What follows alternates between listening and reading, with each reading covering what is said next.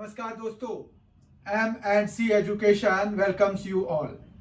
M&C education में आप सबों का बहुत बहुत स्वागत। आज के इस क्लास में हम क्लास 10th का टर्म 2 का very short answer type question करने जा रहे हैं क्वाड्रेटिक इक्वेशन चैप्टर से।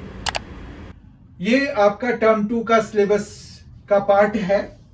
तो हम देखते हैं कि इसमें कैसे क्वेश्चंस पूछे जाएंगे। Very short answer type questions में अगर आपके पास जो एग्जाम होगा टर्म 2 का अगर होगा तो उसमें कैसे से क्वेश्चंस पूछे जाएंगे, तो उसकी जानकारी के लिए एमसीक्यूज एक सेशन हो चुका है।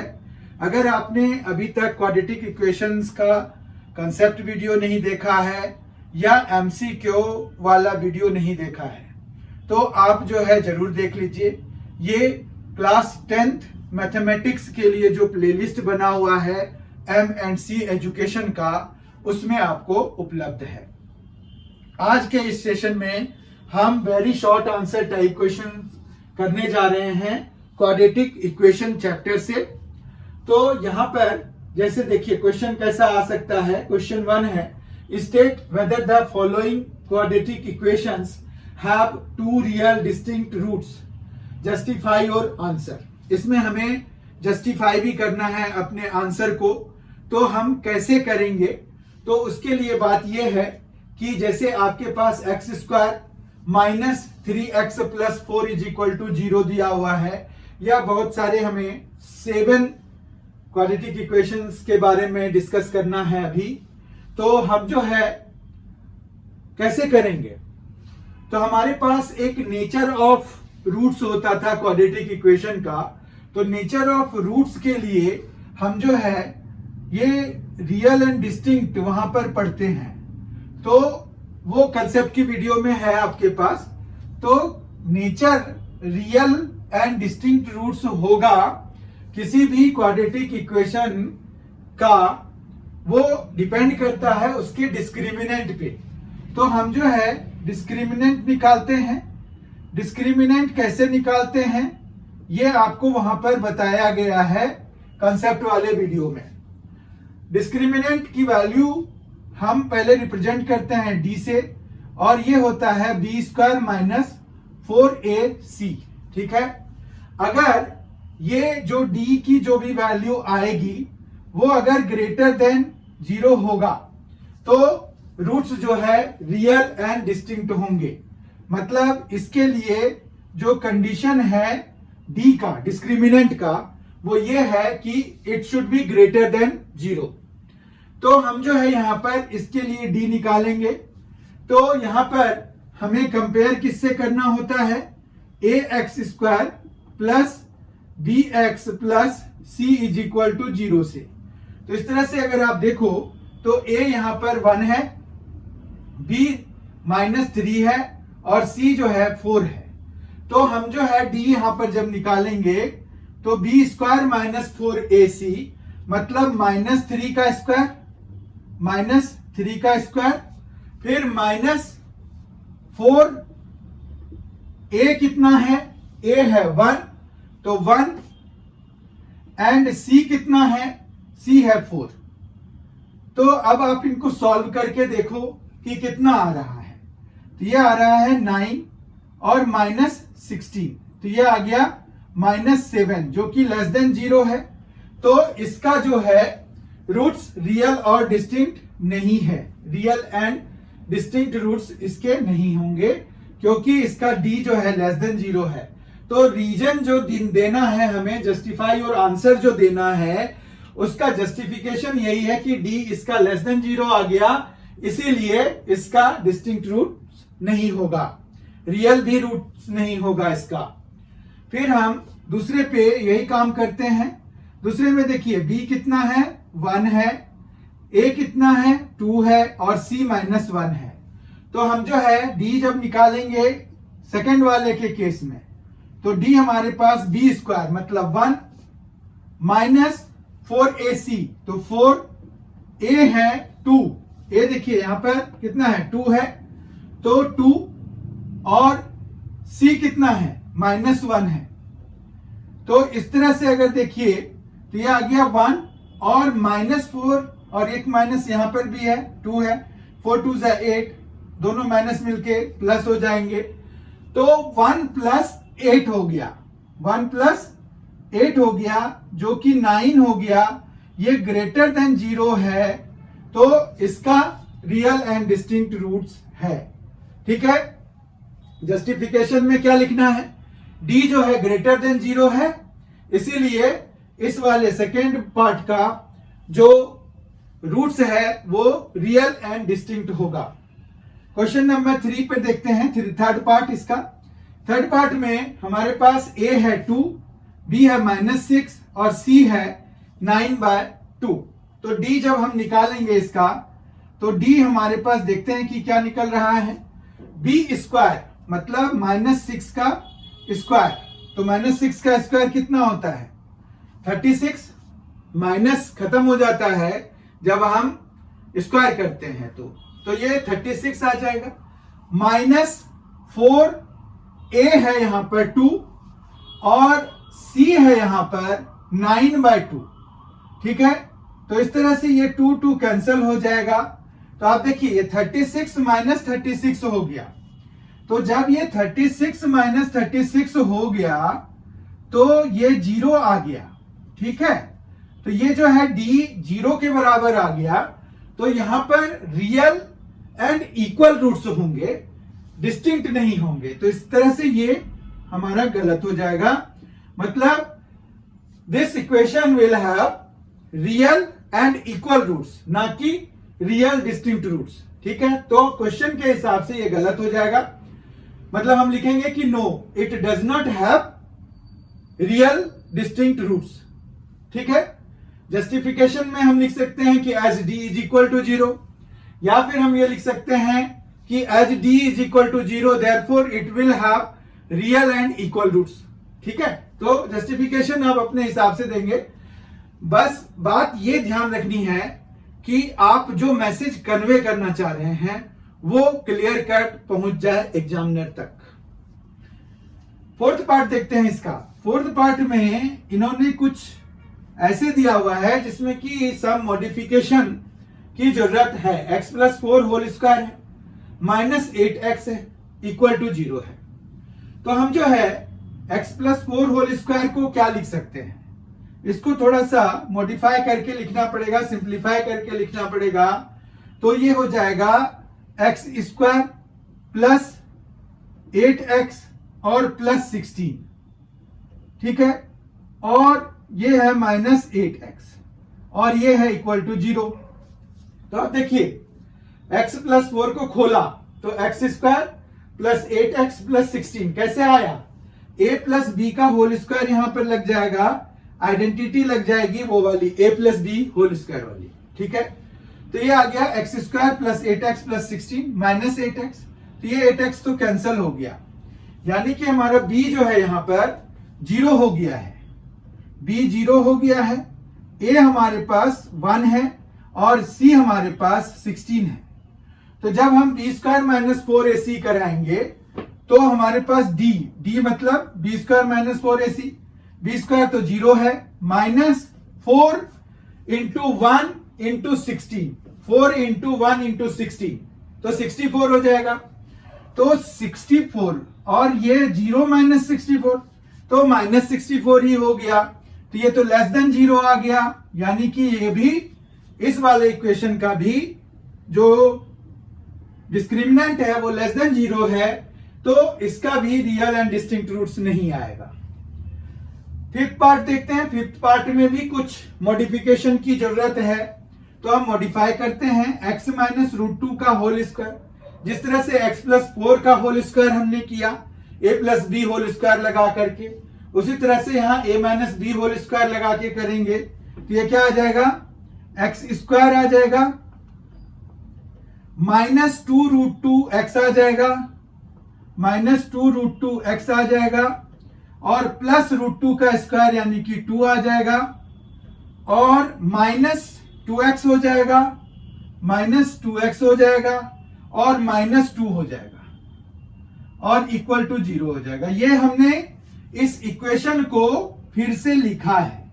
a माइनस डी का होल स्क्वायर लगाया तो हमें एक्स स्क्वायर -2ab के लिए -2√2 इंटू एक्स आ गया, प्लस बी स्क्वायर, तो b √2 है, √2 का स्क्वायर 2 होता है। फिर इसको ओपन किया तो -2x एंड फिर -2, तो -2x एंड -2, तो ये 2 और ये 2 कैंसिल हो गया। अब यहां पर देखिए कि जो हमारे पास b है ये दो जगहों पे है, तो उसको कॉमन लेके हम एक जगह पे ले आते हैं, उसके बाद हम फिर उसकी वैल्यू निकाल पाएंगे। तो एक्स स्क्वायर हो गया माइनस, अब यहां पर क्या होगा कि 2√2 और +2 और साथ में x, और ये इक्वल टू 0 हो जाएगा।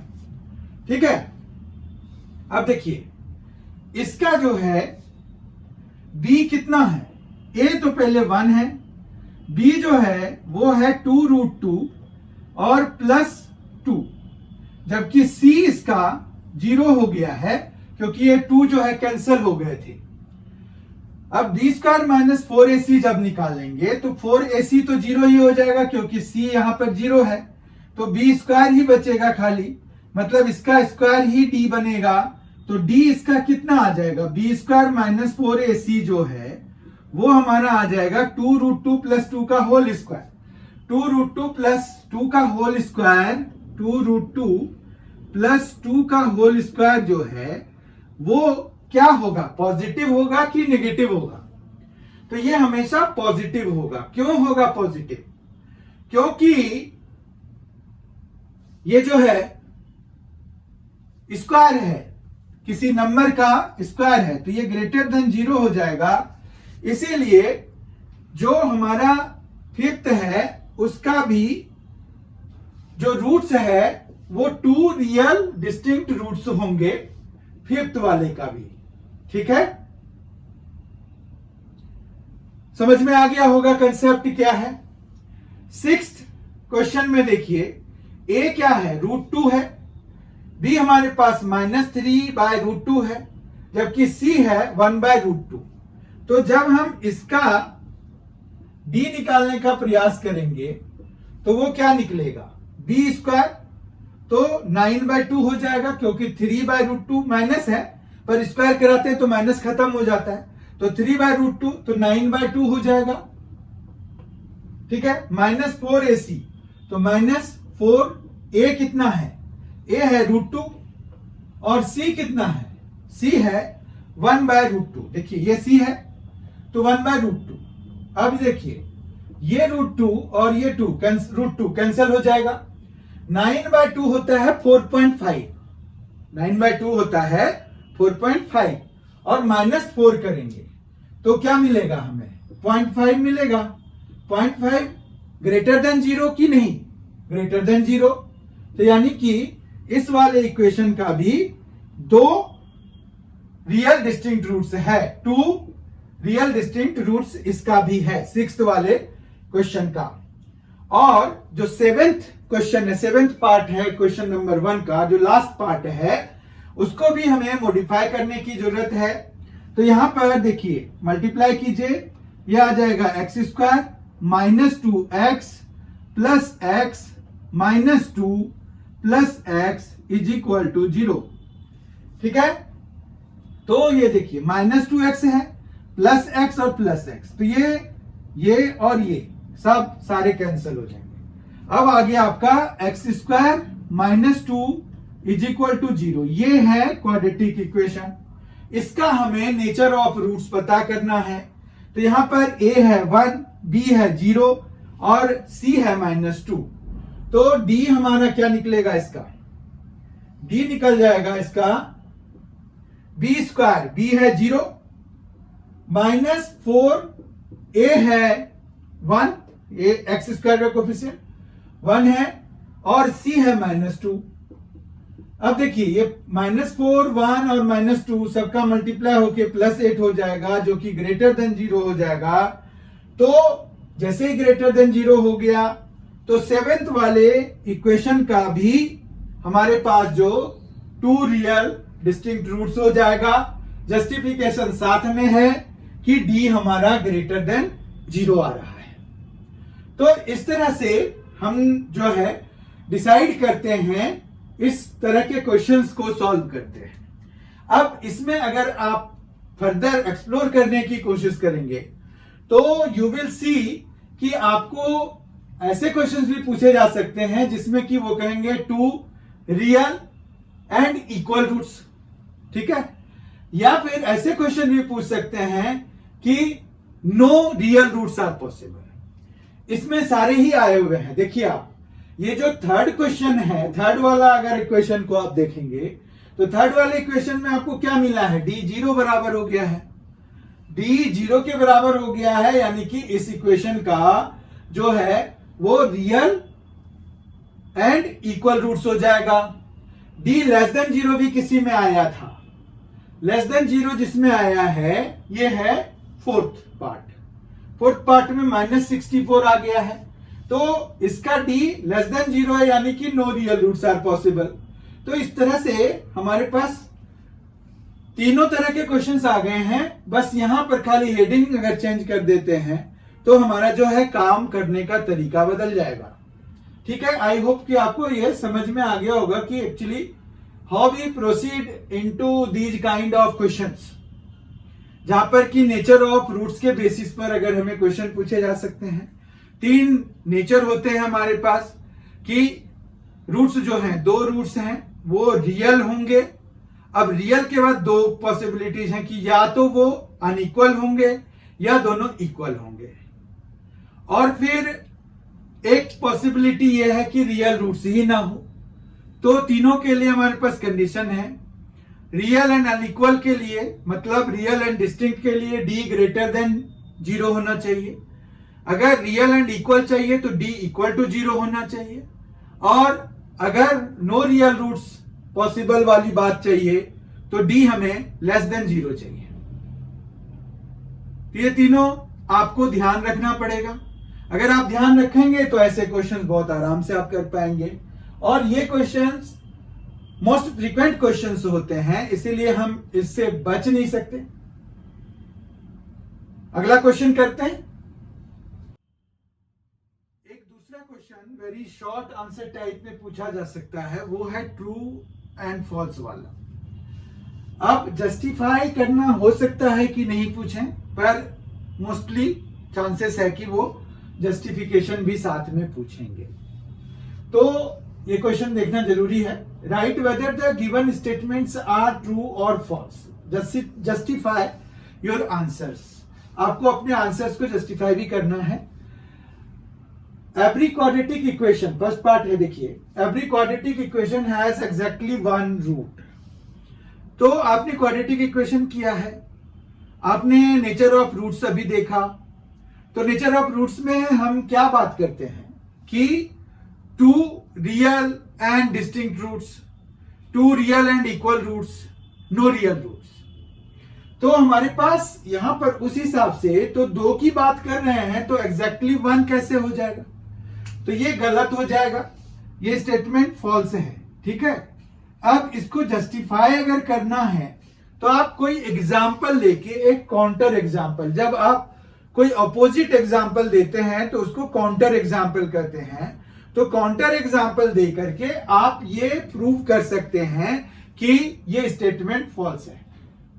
तो आप यहां पर क्वाड्रेटिक इक्वेशन एक ले लीजिए। मान रखिए हमने ले लिया x² - 9 = 0। और इसको जब आप सॉल्व करेंगे तो हम यहां पर लिखेंगे कि सिंस x² - 9 = 0 has 2 रूट्स। इसके कौन कौन से रूट्स होंगे? 3 and -3, ठीक है।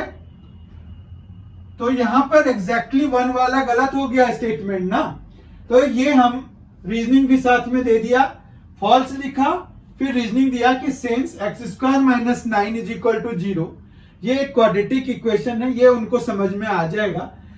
Has 2 roots, 2 roots 3 and -3। ठीक है, तो एग्जैक्टली 1 रूट वाला गलत हो गया। सेकेंड पे आते हैं, सेकेंड पार्ट पे। Every quadratic equation has at least 1 real root. तो क्या ये बात सही है? Every quadratic equation has at least 1 real roots. At least 1 real root जरूरी नहीं है, ये भी फॉल्स है, क्योंकि हमने नेचर ऑफ रूट्स में पढ़ा है कि नो रियल रूट्स भी पॉसिबल होते हैं। तो एटलीस्ट 1 कहां से आ जाएगा जब कोई रियल रूट्स पॉसिबल ही नहीं है।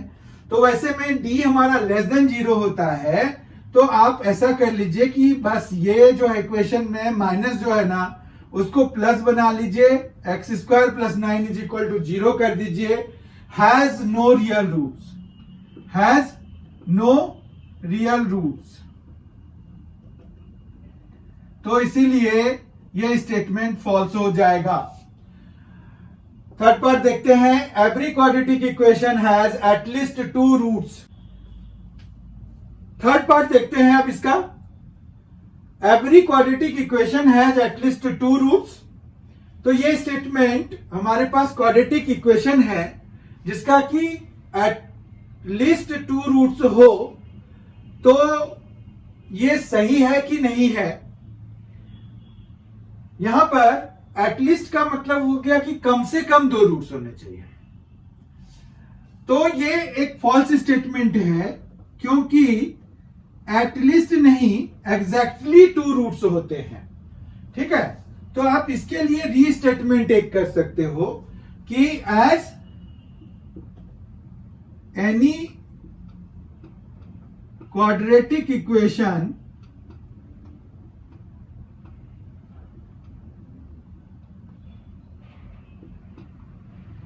has exactly 2 roots.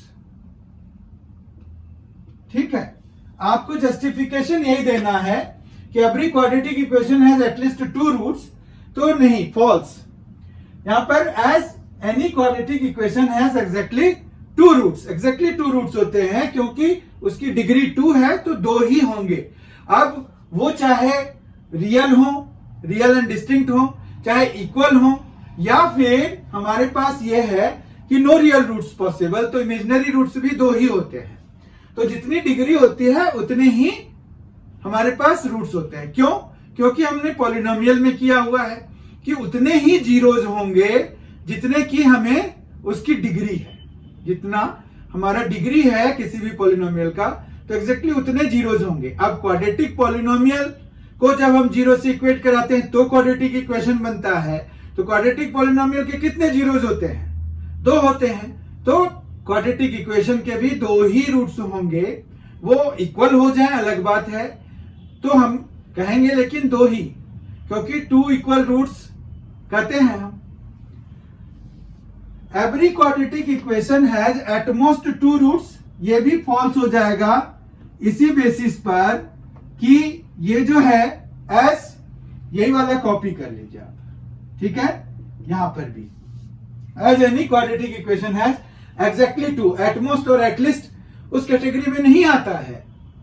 ठीक है, if the coefficient of x² and the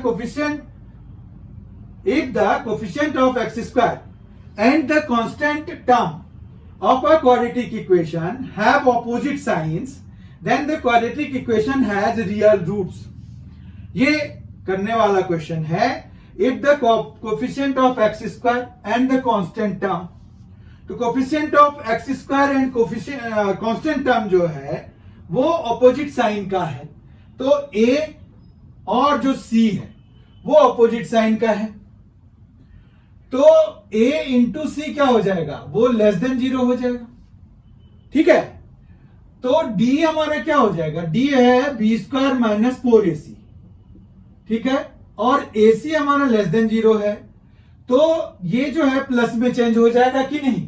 क्योंकि ac माइनस में है और एक माइनस यहां बाहर है, तो ये जो d है वो ग्रेटर देन 0 हो जाएगा।